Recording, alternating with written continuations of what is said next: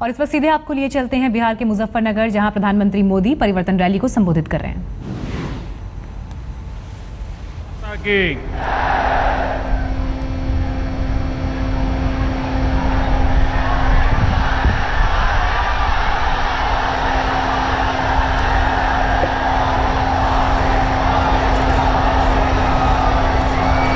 ये कुछ लोग दूसरी मंजिल पे हैं, कुछ लोग तीसरी मंजिल पे हैं। कोई गिर जाएगा तो मैं क्या जवाब दूंगा भैया।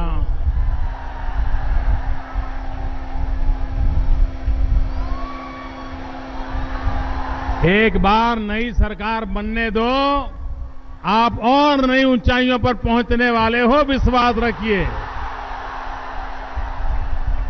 लेकिन अभी कम से कम नीचे उतर जाएगी।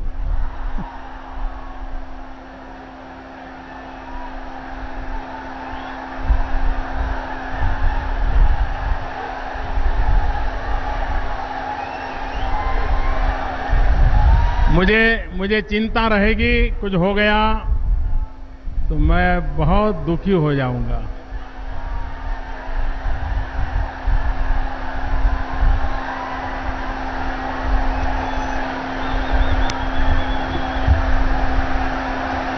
मंच पर विराजमान केंद्र सरकार में मेरे साथी श्रीमान अनंत कुमार जी, प्रदेश भारतीय जनता पार्टी के अध्यक्ष श्रीमान मंगल पांडे जी, राज्य के पूर्व उप मुख्यमंत्री श्रीमान सुशील कुमार मोदी जी,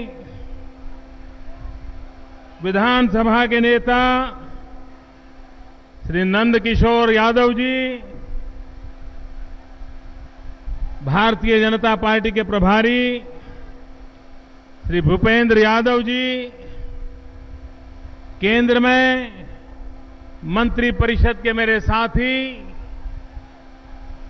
श्रीमान राधा मोहन सिंह जी, श्री रविशंकर प्रसाद जी, श्री धर्मेंद्र प्रधान जी, श्रीमान राजीव प्रताप रूडी जी, श्रीमान गिरिराज सिंह, श्रीमान राम कृपाल यादव जी, श्रीमान रामविलास पासवान जी और हमारे बिहार के पूर्व मुख्यमंत्री जिनका चेहरा सदाए हंसता रहता है, ऐसे हमारे जितन राम मांझी जी, मेरे साथी श्रीमान उपेंद्र कुशवाहा जी, हम सबके मार्गदर्शक हमारे सबसे पुराने वरिष्ठ नेता डॉक्टर सीपी ठाकुर जी, हमारे पूर्व प्रदेश अध्यक्ष श्रीमान गोपाल नारायण जी, श्रीमान शकुनी चौधरी जी, सांसद श्री अरुण कुमार जी, पूर्व सांसद श्रीमान एन.के. सिंह, राज्य के पूर्व मंत्री डॉक्टर प्रेम कुमार जी, बिहार के कोना कोना से आए हमार भाई और बहन लोग, रौरा सबके शत शत प्रणाम।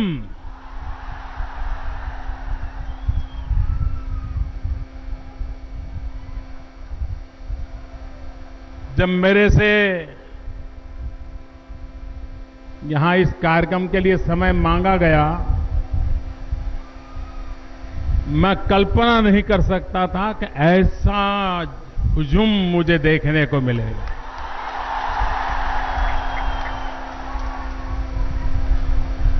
जहां भी मेरी नजर पहुंच रही है, माथे ही माथे नजर आ रहे हैं। और सबसे बड़ी बात, मुझे जो आपका जज्बा नजर आ रहा है,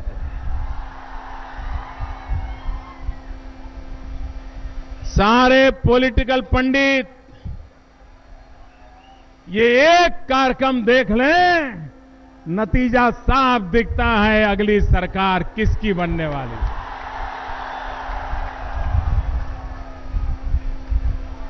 भाइयों बहनों,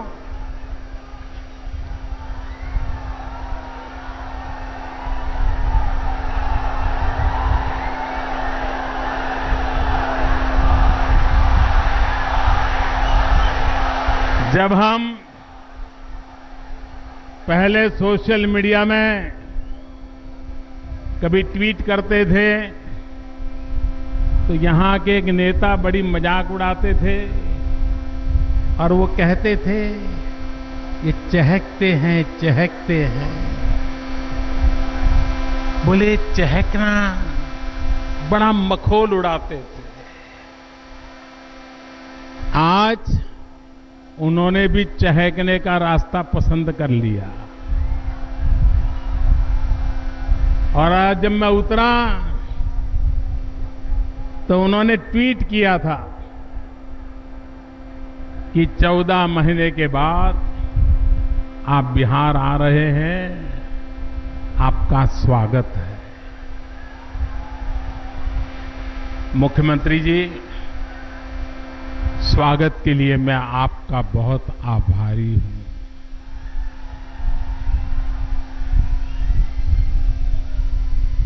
वक्त कैसे बदलता है और बदले हुए व्यक्ति का अंजाम कैसा होता है। वो भी एक वक्त था, वो कहा करते थे हमारे पास एक मोदी है, दूसरे मोदी की क्या जरूरत है, बिहार में आपको आने की क्या आवश्यकता है, आप बिहार मत आइए। और आज देखिए अपनों का विरह कितना परेशान करता है, अपनों की दूरी कैसी बेचैन बनाती है। पिछले 10 साल के जो प्रधानमंत्री थे वो 10 साल में एक बार हवाई निरीक्षण करने आए थे और मेरा 14 महीना का विरह भी यहां के मुख्यमंत्री को परेशान कर रहा है, दुखी कर रहा है। एक एक दिन कितना भारी गया होगा उनका। अपनों से जब इतना प्यार होता है, इतना लगाव होता है, तो उनकी जरा दूरी मुश्किल ही करती है। लेकिन आप चिंता मत कीजिए, मैं अब आ गया हूं।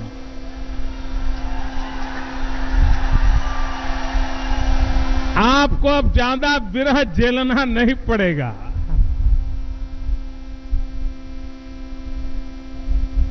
भाइयों बहनों,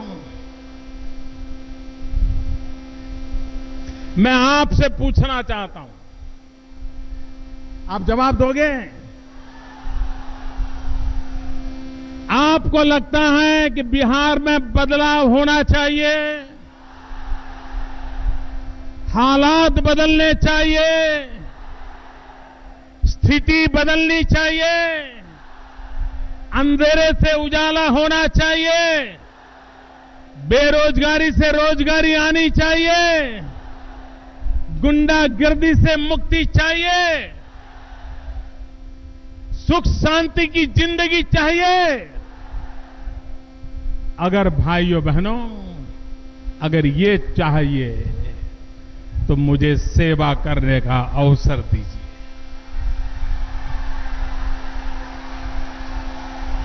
मुझे आपकी सेवा करने का मौका दीजिए और मैं आपको विश्वास दिलाता हूं, देश की आजादी से बिहार के लोगों ने जो सपनों संजोए हैं, मैं 60 महीने के भीतर भीतर आपको पूरे करके दूंगा, ये मैं आपको वादा करने आया हूं। हम जिम्मेवारियों से भागने वाले लोग नहीं हैं, हम जिम्मेवारियों को लेने वाले लोग हैं।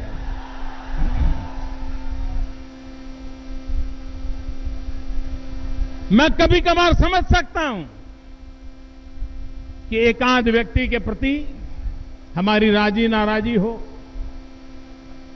मैं ये भी समझ सकता हूं किसी का चेहरा हमें पसंद न आता हो।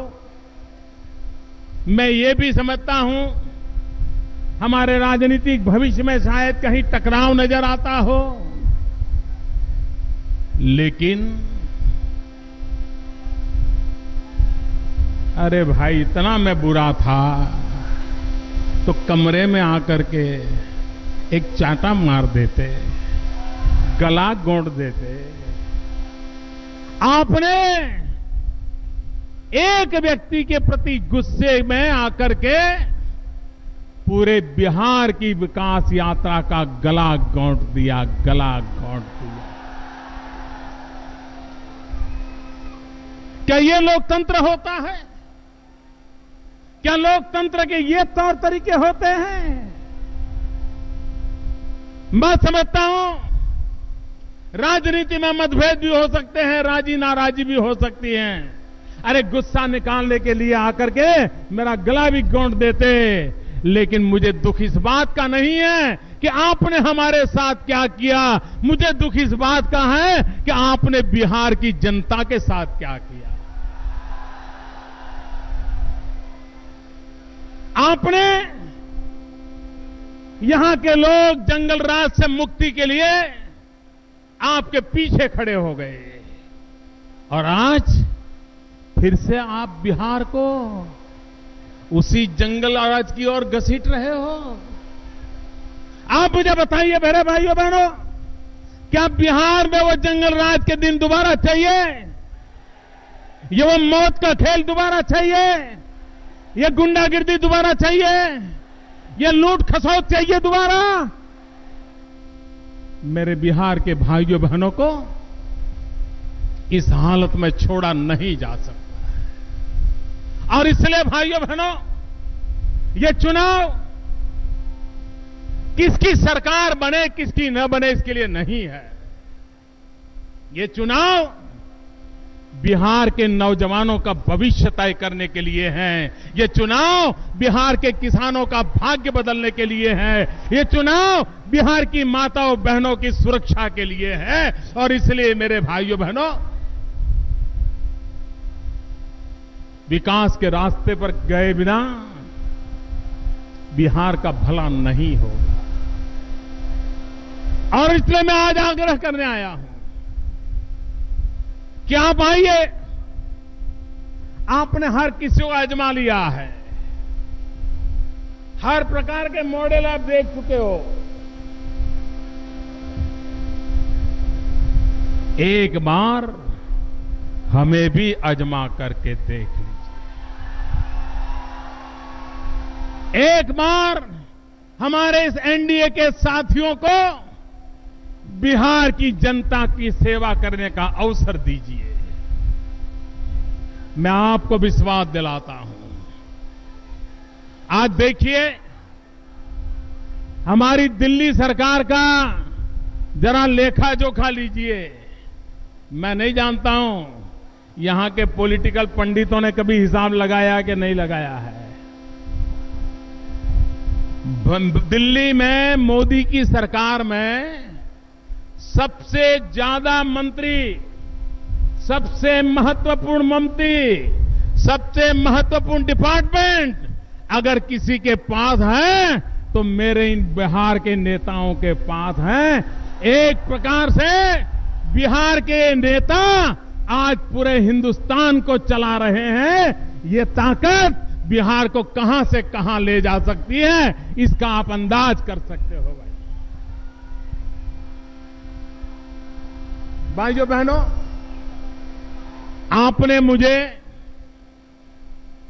5 साल के लिए चुन करके भेजा है और बिहार ने तो भारी समर्थन किया है, भारी समर्थन किया है।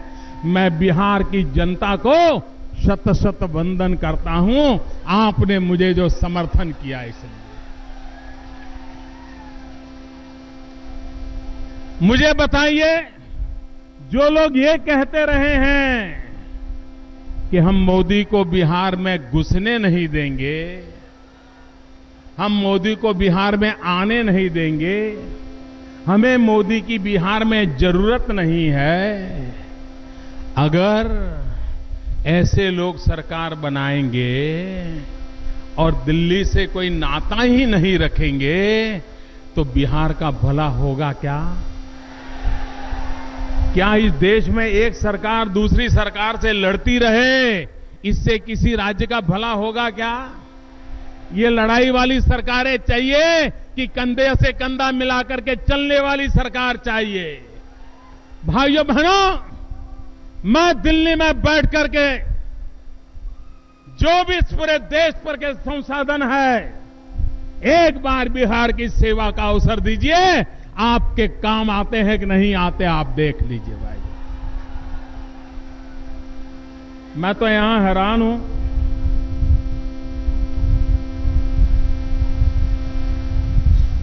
मेरा जन्म गुजरात की धरती पर हुआ, द्वारकाधीश गुजरात में है, भगवान श्री कृष्ण गुजरात के लोगों के आराध्य देव हैं। यदुवंश की उत्तम परंपरा को निभाने का काम गुजरात की धरती पर सदियों से होता आया है।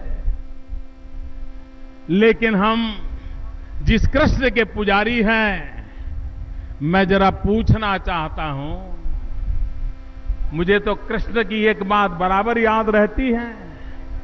जब वो बालक थे और काली नाग के कारण लोग परेशान थे, तो बालक कृष्ण ने ताकत दिखा करके काली नाग का शिरच्छेद कर दिया था। कर दिया था कि नहीं कर दिया था? काली नाग को खत्म किया था कि नहीं किया था? और आज यदुवंश की बातें करने वाले लोग रो रहे हैं, हमें जहर पीना पड़ रहा है, हमें जहर पीना पड़ रहा है, हमें जहर पीना पड़ रहा है। अरे कृष्ण का वंशज जहर पीता नहीं, काली नाग को वंश को ही खत्म कर देता है। यही तो उसकी ताकत होती है। और आपने तो जहर पिया क्योंकि आपका स्वार्थ है। अपने बेटी बेटियों के लिए कुछ आपको इंतजाम करना है, लेकिन आपने सभी यदुवंशियों को जहर पीने के लिए मजबूर क्यों किया?